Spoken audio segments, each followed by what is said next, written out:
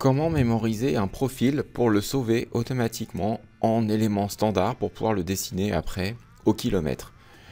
Ici, nous avons une porte avec un montant qui est profilé, comme on peut le voir ici. Et cet élément-là, j'aimerais le sauvegarder en tant qu'élément standard. Donc je l'active, je vais aller contrôler avant ses attributs. Voilà, ses matériaux, ses couleurs, le nom, groupe, sous-groupe et différentes informations. Par exemple, type de façonnage, j'aimerais peut-être le modifier, le mettre en panne ou en panneau. Voilà, donc tout simplement, donc je prépare mon élément et ensuite je vais l'exporter en tant que barre standard. Alors ça fonctionne, on peut voir pour les panneaux, les axes d'assemblage, les volumes export et les containers. Donc là, je retrouve mon profilé dessiné, il va me demander un nom. Je vais lui demander par exemple montant porte, tout simplement. Donc ce montant porte, il se trouve ici, et vous avez différentes options. Alors les principales qu'il faut surtout pas trop louper, ce sera sur la définition du profil. Ici, si vous dites que c'est un profil fini, cet élément-là sera toujours de cette forme-là, même si vous faites du coupé-contour, que vous faites des suppressions de façonnage, il ne détectera jamais cela comme façonnage, et pas du coupé-contour, pardon, vous pouvez la retravailler bien entendu cette pièce. Donc la suppression de façonnage sur cette géométrie-là ne sera jamais enlevée. Par contre, si vous faites une entaille ou une rainure ici, ou une feuillure, cette feuillure-là pourra être enlevée, mais le volume d'origine, lui, la forme géométrique d'origine ne sera pas enlevée. Donc ça, c'est important, surtout si vous êtes en menuiserie, de conserver ce profil fini. Ici, vous avez différentes choses à cocher. Par exemple, la longueur est cochée. Si je la fixe, mon élément viendra dans mon 3D toujours avec la longueur de 2182 et pas la longueur que j'aurais cliqué par 2 points. Même si je clique 2 points qui font 10 cm avec d'écart, j'aurai systématiquement cette valeur-là. Donc ici, je voudrais changer la longueur. Je pourrais aussi automatiquement me poser la question de la surlongueur. En fait, chaque coche que vous allez avoir dans ces fenêtres et onglets vont vous permettre de vous poser des questions à l'insertion de cet élément standard.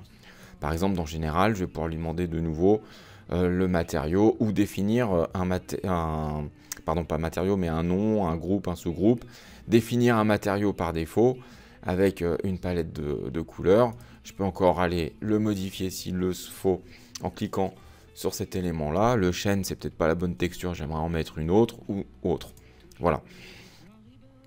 Les types d'extrémités par défaut. Enfin, voilà, c'est tous les types tous les réglages possibles que vous allez pouvoir vous demander à l'insertion de cette barre standard. Moi, je vais faire au plus simple et on va regarder comment ça fonctionne. Donc, je reviens en axonométrie, je fais J, et puis maintenant, enfin, je peux revenir ici. Maintenant, pour insérer un nouvel élément avec ce profilé-là, il me suffit d'aller dans Ajouter, barre, et barre standard, ou le raccourci clavier LX. Ici, barre standard. Je vais chercher mon montant porte ici.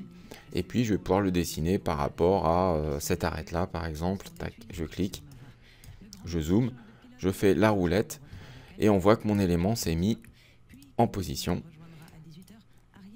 et avec la bonne dimension. Donc, si je reprends les informations, elles sont toutes présentes.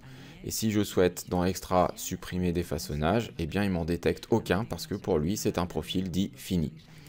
Donc, ce qui fait que, par exemple, si on prend un petit exemple avec une corniche, LX, une petite corniche ici, je clique mon arête. Donc si je zoome, on voit qu'elle n'est pas orientée comme je souhaite. Avec le S, ça me permet de faire des symétries. Un coup de roulette, c'est en place. Je vais pouvoir continuer à le positionner encore ici, par exemple, S. Voilà, ma roulette. Ici, S 3 fois. Et encore une fois, pardon, et ma roulette, et mes pièces sont faites. Ensuite, pour assembler le tout, je les active. V pour faire un assemblage, G pour l'onglet, et mes pièces sont coupées à l'onglet. Et là, par contre, ce profil est aussi fini. Si je fais un CTRL D pour supprimer le façonnage, il me détecte que l'extrémité et pas le reste de la pièce. Si je l'enlève, voilà ce qui va se passer.